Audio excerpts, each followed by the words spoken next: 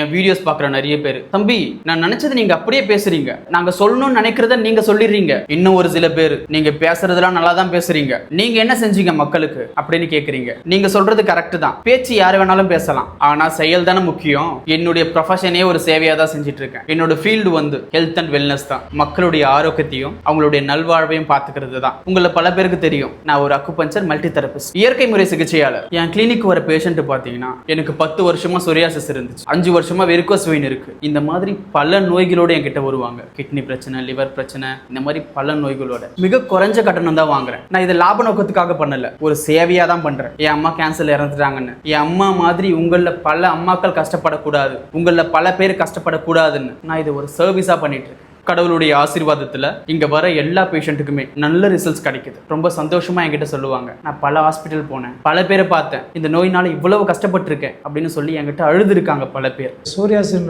மாதிரி ஒரு கிருமி தொடர்ந்து உடம்புல எல்லாம் ரொம்ப உடம்பே நாசனம் ஆகிடுச்சு. குண்டு குண்டா கட்டுது, தலையில் கட்டியிருக்கோம், முதுகில் இருக்கும், கையில் 2 கையில் முட்டியில் இருக்கும், கால் முட்டியில், கால் பாதத்துலலாம் இருக்கும். ரொம்ப அதிகமாக இருந்தது, சுரிஞ்சிடுவேன், ரத்தம் ஊற்றிக்கிட்டே இருந்தோம். 10 வருஷத்துக்கு மேலே தான் அதிகமாக எனக்கு இருந்தது.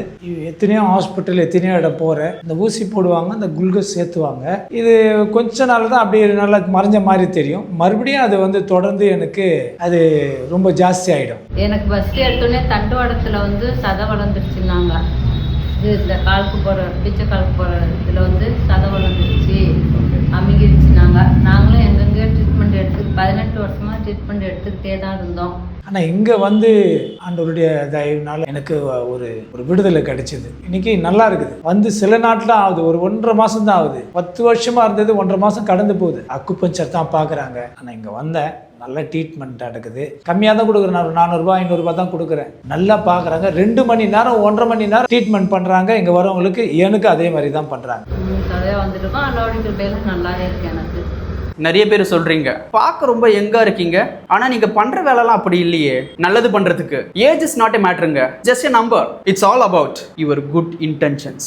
இப்போ நீங்க எந்த நிலைமையில இருக்கீங்களோ, உங்களால என்ன உதவி செய்ய முடியுமோ, அது சின்ன உதவியா இருந்தாலும் செய்யும். உங்களால உதவி செய்ய முடியலையா, மற்றவங்களுக்கு உபத்திரவமாவது செய்யாதிருங்க. இறைவன் சொல்றாரு, நீங்க எல்லோரும் என் அபயங்களா இருக்கிறீர்கள் என்று. இதற்கு என்ன அர்த்தம்னா, நாம எல்லாருமே ஒரே ரத்தமா இருக்கோம்னு சொல்றாரு, நாம எல்லாருமே ஒரே குடும்பமா இருக்கோம்னு சொல்றாரு. நம்ம கண்ணை நம்மளே குத்திப்போமா, நமக்கு நாமளே சூடு வச்சு போமா, நம்மளை நம்ம எப்படி நேசிக்கிறோமோ அதே மாதிரி தான் மற்றவங்களும் நேசிக்கணும்னு சொல்றாரு. இந்த உலகத்துல மற்றவங்களை நம்ம நேசிச்சாலேங்க இங்க எந்த குற்றங்களுமே நடக்காது. உன்னை நேசிப்பது போல் பிறரையும் நேசி.